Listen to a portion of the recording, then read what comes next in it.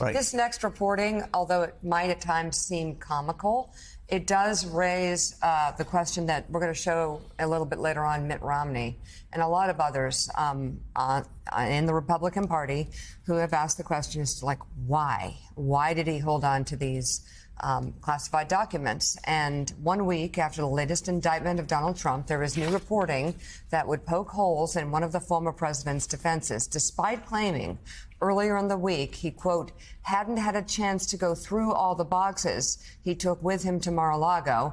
Former White House aides tell the New York Times Trump was unusually attached to those boxes and their contents throughout his presidency and after leaving office. Are you saying he was unusually attached to those boxes? Unusually attached to the boxes and their so contents. Interesting. So many people get unusually attached to other human beings, yes, or faiths or what. But he's unusually attached to those boxes. These boxes. He loved them. He was obsessed with them.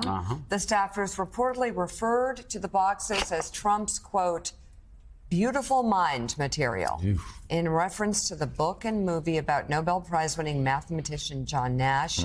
So you're saying, Willie, I don't think they meant that as a compliment. No. Yeah, There's John Nash's beautiful mind on the wall.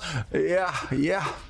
Anyway, he was diagnosed, Willie, of course, with schizophrenia as an adult, and he covered his walls in the office with newspaper clippings and documents. He thought he was hired by the U.S. government to crack a Russian code. Yeah, John Nash, a brilliant man, but deeply, deeply troubled, as Russell Crowe's portrayal showed us a few years ago. Two people familiar with the practice tell the Times Trump was meticulous about putting things in specific boxes and could, quote, generally identify what was in the boxes most immediately around him. The former president also reportedly had a habit of bringing documents with him from the West Wing up to the White House residence, and even went around his own staff system for tracking that material. Since leaving the White House, sources tell the Times, Trump has maintained that behavior, even filling up new boxes when those close to him have suggested he condense his collection or review it for classified material. Why? So, Joe, this is coming from people close to Donald Trump. People have witnessed this behavior, and that was the running joke, I guess it was, inside the White House, that this guy is like John Nash in A Beautiful Mind, traveling with his documents, keeping his boxes, taking them upstairs. And as Maggie Haberman in the Times team points out, he was warned by members of his own staff, hey, don't take that stuff with you. That stuff is classified. That stuff stays here. So he knew not only what was at Mar-a-Lago was classified, but this goes back to the time when he was president, according to these sources. Well, and at least two things that are important to Donald Trump. Two things, and only two things. It's not his family. It's not connections with people. It's money and fame. So you ask why. We'll find out why. Money, power, and the power because it leads to money. Right. So Elise, this goes back to what I was saying before. Who are the people testifying? These aren't the libs. These aren't these aren't people at the Young Marxist League of Southern Manhattan. I mean, these are people that work for Trump, that are around Trump. They're mocking Trump. They're the ones testifying because, I guess they can justify to their friends or their family, I'm going to work for Donald Trump. They can't justify going to federal prison for him, and they're all talking.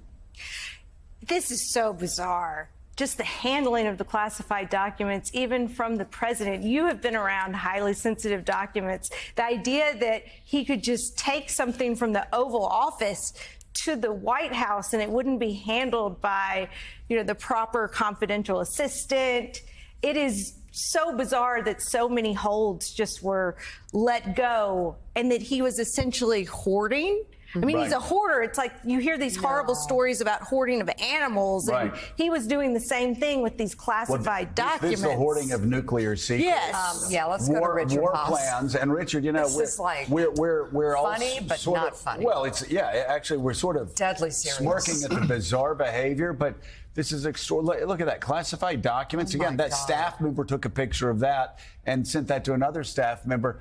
But again, a lot of documents. The magnitude of these crimes, when you start thinking about the fact, I've talked about what would happen if I went to a briefing as a member of the Armed Services Committee, took a classified document back to my office, FBI would be calling me in 15 minutes. You were around classified documents all the time. If you ever took one home, we're talking about 1 or 2 documents, right? That people get the FBI, will charge them.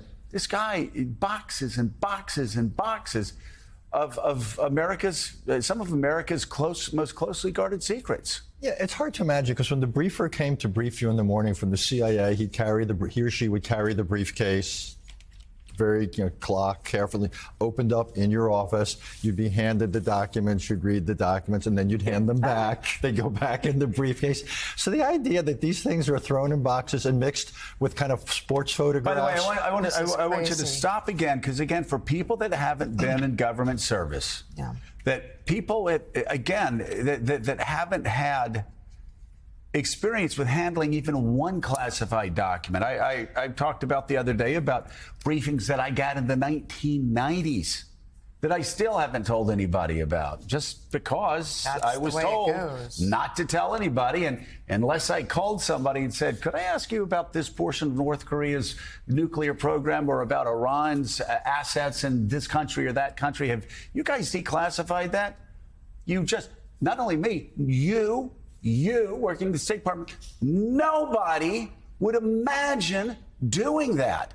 And this is why this is so grotesque, what Kevin McCarthy and some Republicans are doing, because they would never do it, because they understand it's not just the crime, it is the scale of the crime. This is a tsunami of crimes, like regarding a United States president and some of our most sacred, classified secrets. Yeah, like we all dealt with, hundreds, even thousands of classified documents in the course of a week or a month.